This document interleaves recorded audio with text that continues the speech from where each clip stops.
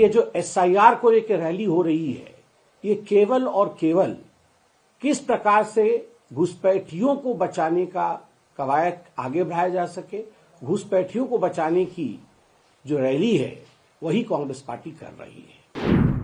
हुस्न इत्तेफाक कि आज ही वोट चोरी पर कांग्रेस की विशाल रैली है रामलीला गांव में। इसकी टाइमिंग का सवाल है।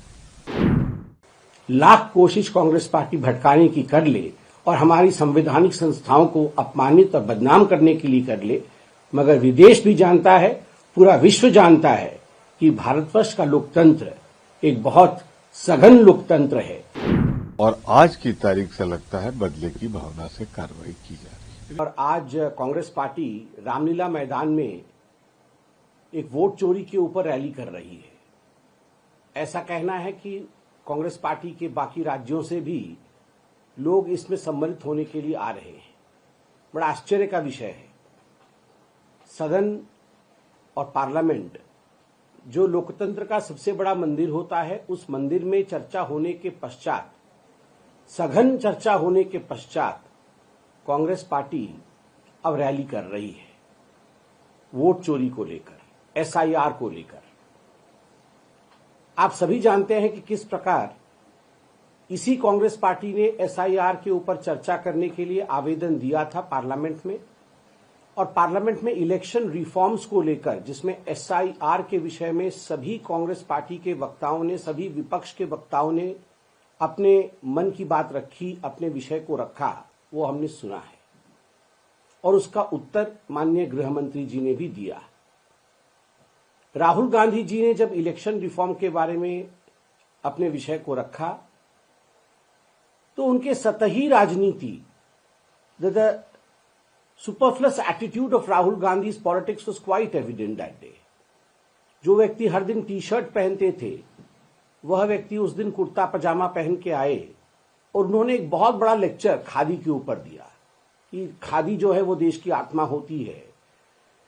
कांजीवरम साड़ी से लेकर बाकी सभी साड़ियों के विषय में और किस प्रकार फैब्रिक एक दूसरे से जुड़े हुए हैं, एक फैब्रिक के ऊपर हमें लेक्चर सुनने को मिला। अब देखिए, एक व्यक्ति जो कभी खादी नहीं पहनता है, एक व्यक्ति जो टी शर्ट पहनता है, वो केवल एक भाषण देने के लिए खादी पहन के आता है। उसी से ही राजनीति के असली रूप, असली रंग ढंग राहुल गांधी जी का ये मालूम पड़ता है। And he fabricated a story of SIR. He fabricated a story which was completely false about elections in India, fabrication of how EVMs were tampered with. ये सारा फैब्रिकेशन उन्होंने किया है। और जब जवाब दिया गया गृह मंत्री जी का, हमने देखा कि एक एक बिंदु का, बिंदुवार माननीय अमित शाह जी जो देश के गृह मंत्री है, उन्होंने बिंदुवार जवाब दिया कि 45 दिन के बाद सीसीटीवी फुटेज क्यों खारिज कर दिया जाता है, क्योंकि 45 दिन के अंदर ही आप इलेक्शन को चैलेंज कर सकते हैं। एसआईआर का अर्थ होता है परिष्कृत करना, सफाई करना इलेक्टोरल रोल को।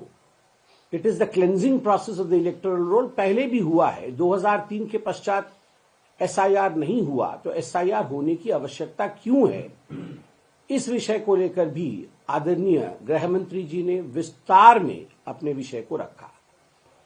और वोट चोरी अगर वास्तविक रूप में किसी ने किया तो किस 3 ओकेजन पे, किस 3 समय पर वोट चोरी हुआ, यह भी माननीय गृह मंत्री जी ने बताया। एक, जब नेहरू जी और सरदार वल्लभ भाई पटेल, दोनों में से कौन प्रधानमंत्री बनना था, इसको लेकर किस प्रकार नेहरू जी को 1 वोट मिलने के बावजूद वो प्रधानमंत्री बने, वोट चोरी का ये सबसे बड़ा वाकया था। दूसरा, 1971 में रायबरेली से इलेक्शन किस प्रकार करप्ट प्रैक्टिसेस के माध्यम से इंदिरा गांधी जीती थी, ये वोट चोरी का एक बहुत बड़ा उदाहरण था। और तीसरा, अभी जो नोटिस इश्यू हुआ है दिल्ली के कोर्ट से आदरणीय सोनिया गांधी जी को, जिसमें 1980 में उनका नाम इलेक्टोरल रोल में दिल्ली में आता है, नई दिल्ली पार्लियामेंट्री कॉन्स्टिट्यूएंसी से, जबकि 83 में वो भारतवर्ष की नागरिक बनती है, तो स्वाभाविक रूप से यह वोट चोरी का विषय था। ये सब विषय कांग्रेस पार्टी ने सुना, वो मौजूद थे सदन में। ईवीएम मशीन, जब जब वो चुनाव जीते तब वोट चोरी नहीं, जब भारतीय जनता पार्टी चुनाव जीती तब वोट चोरी। तेलंगाना, कर्नाटक, हिमाचल प्रदेश, खुद प्रियंका वाड्रा जी का चुनाव, ये वोट चोरी नहीं है। मगर जहां जहां बीजेपी जीती, कड़वा कड़वा, थू थू, मीठा मीठा, गप गप, इस विषय में भी अमित शाह जी ने बोला तो कांग्रेस पार्टी ने सुना।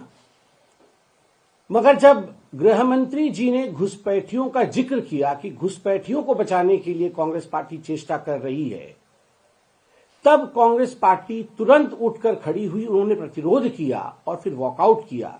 तो एक बात संपूर्ण रूप से स्पष्ट होता है कि ये जो एसआईआर को लेकर रैली हो रही है, ये केवल और केवल किस प्रकार से घुसपैठियों को बचाने का कवायद आगे बढ़ाया जा सके, घुसपैठियों को बचाने की जो रैली है वही कांग्रेस पार्टी कर रही है। वो वॉकआउट करती है घुसपैठियों के नाम पे। आप सुनिए, प्रधानमंत्री जी ने भी कहा था इस विषय को बिहार के चुनाव के समय। आप सुनिए किस प्रकार से सदन में खड़े होकर अमित जी ने जब घुसपैठियों के विषय में कहा, तब तुरंत वॉकआउट करती है कांग्रेस पार्टी। स्वाभाविक रूप से कांग्रेस पार्टी को सोचना होगा कि आखिरकार ये जो अपीजमेंट की राजनीति है, तुष्टीकरण की राजनीति है, कब तक ये करेगी। और मैं आज भी पूछना चाहता हूं राहुल गांधी जी से कि राहुल जी, अभी भी शायद 10 दिन शेष हैं। आपको अगर लगता है कि बिहार के चुनाव में किसी सीट पर गड़बड़ी हुई है, तो अभी भी 45 दिन में 10 दिन शेष होंगे जब आप जाके कंप्लेंट कर सकते हैं। कोई कंप्लेंट नहीं, एक भी कोर्ट में केस नहीं, इलेक्शन कमीशन में एक भी किसी बूथ के ऊपर कंप्लेंट नहीं, मगर आप रैली कर रहे हैं। यही दिखाता है कि हाथ में वास्तविकता नहीं है, मगर एक भ्रम की स्थिति उत्पन्न करने की चेष्टा आप लोग कर रहे हैं।